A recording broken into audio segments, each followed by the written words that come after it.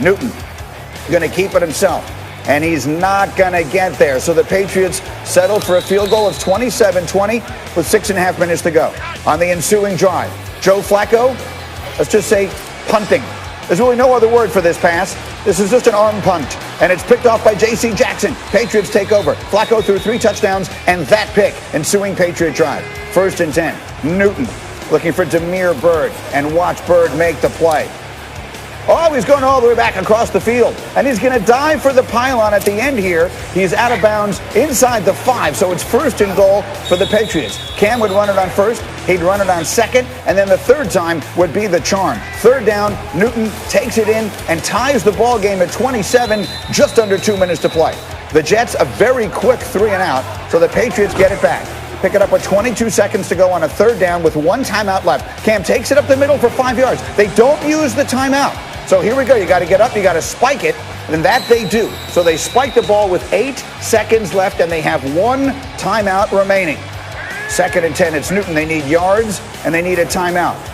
Check, check. Jacoby Myers, touchdown, 3 seconds left. They use their last timeout. Nick Folk's going to kick it. Adam Gase does not ice him because Trevor Lawrence is really good. And the field goal is up, and it's good. Nick Folk wins it for the Patriots as time expires, 30-27. The celebration in New England and just maybe in the Jets front office. Let's talk after a Patriots win. What's been the difference over the last couple of weeks versus maybe the few weeks that preceded these games? I'm getting tired of sucking. Simple. Yeah, it is quite simple, and let's make this good calls brought to you by Subway. You know where he was particularly not stinky last night? Cam, against the blitz. He completed 75% of his passes when faced with pressure and had more passing yards last night than in his previous 3 games combined. So let's bring the crew into the conversation here. And Jeff Saturday, I will start with you. As you watched Cam Newton playing quarterback last night for the Patriots, what were you thinking? I saw a team that's trying to hide the quarterback in the play. I mean, they didn't try to challenge the Jets deep for the majority of the game. They played very conservative throughout the entire game. And it just showed you, right, that Cam has cost them the last couple weeks in the way he's played. They weren't going to let it happen again. It was like in the meetings throughout the whole week between Belichick and McDaniels is, hey, we're going to stop we're going to stop the bleeding from turnovers, from bad plays. We're going to play this thing and make it as ugly a game as possible and see if we can find a way to win in the 4th quarter. And that's ultimately what they did. But I'll tell you the other part that's probably the most disappointing for me is if you watch the game of football right now, think about all the young quarterbacks that we have out there, right? The Tua's of the world, the Kyler Murray's of the world, like all the energy, even Mahomes to a degree, just the energy and excitement that quarterbacks are kind of bringing to their team.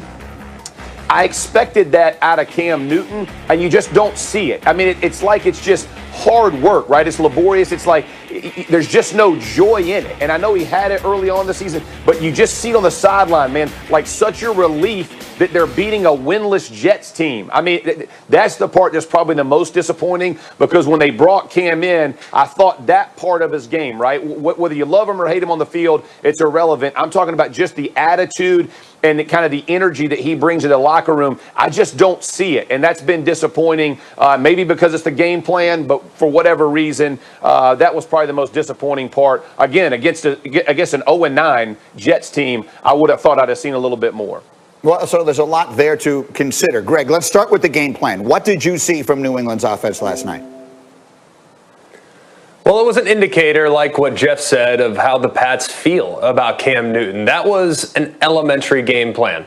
It was probably the most elementary game plan I've seen from a veteran quarterback in a really long time. There were reads in there that would be easy for a high school player. A lot of curls, a lot of hitches, a lot of throws behind the line of scrimmage. But is that Cam's fault? Right. No. Like, we have to give credit where credit is due. And for whatever reason, we have been extremely critical of Cam Newton throughout the course of this season. And understandably so. The last 3 games have been putrid. They've been bad. But I would also say that he played pretty well last night. And especially like we just talked about in the Subway Good Calls. I mean, he did a great job against pressure. That's exactly who Greg Williams is. Like, he did miss a couple throws. Yeah, from those 2 throws that he missed down the field. If he makes those throws, it takes a solid night to a spectacular night. So I thought, for the most part, Cam did exactly what was asked of him. He didn't turn the football over. He didn't take unnecessary risk. He ran the ball and got down and didn't absorb unnecessary contact. And there was a lot that you can actually build on within the plan. The problem is, if you run a plan like that against some of the best defenses in the NFL, you're probably not going to have very much success. All right, Swagoo, setting the table for you. What'd you think? Well, first I thought it was like a Hallmark movie, G. Like, you saw Joe Flacco balling, right? And then Cam comes along and wins the game. And in the Hallmark movies, if you never watched them, especially the Christmas ones, this girl dates a dude the whole movie, and then she finally ends up dating a dude from back home and getting married to him. That's what happened to Joe Flacco last night. The second thing is this, man. Like, this is a bad football team. And I get what Greg is saying about Cam and his performance, and I agree 100%.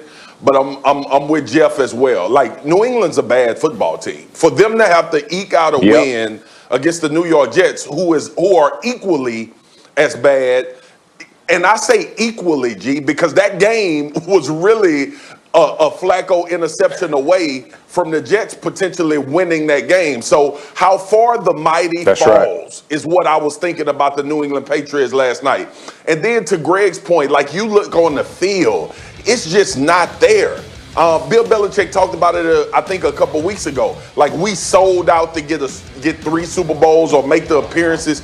You damn sure did, and I noticed it more last night than any game all season.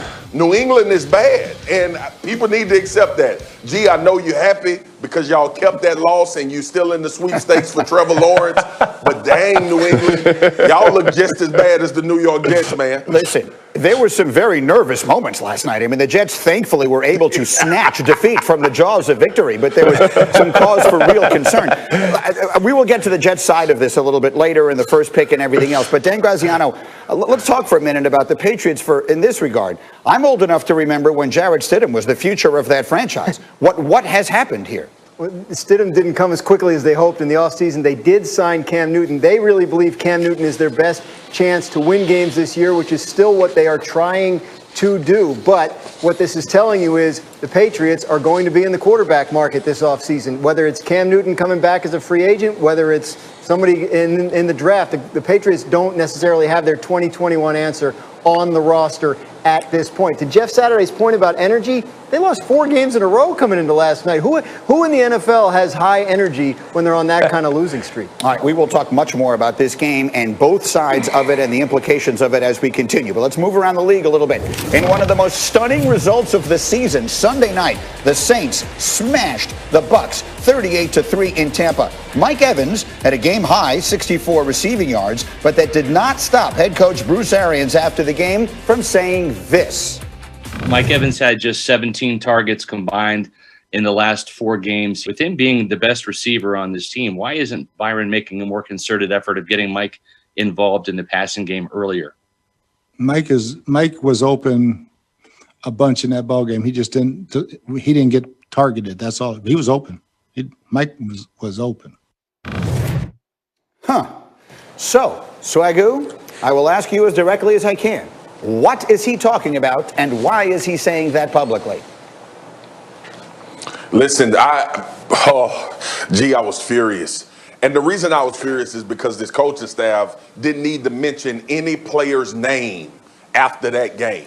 That's right. We don't absolve players. That's right. And you know damn well I don't absolve players when they play terrible. And Tom Brady played terrible, along with Tampa's offensive line, along with a lot of people on defense as well. 53. But Bruce Arians and Byron Leftwich had a plan that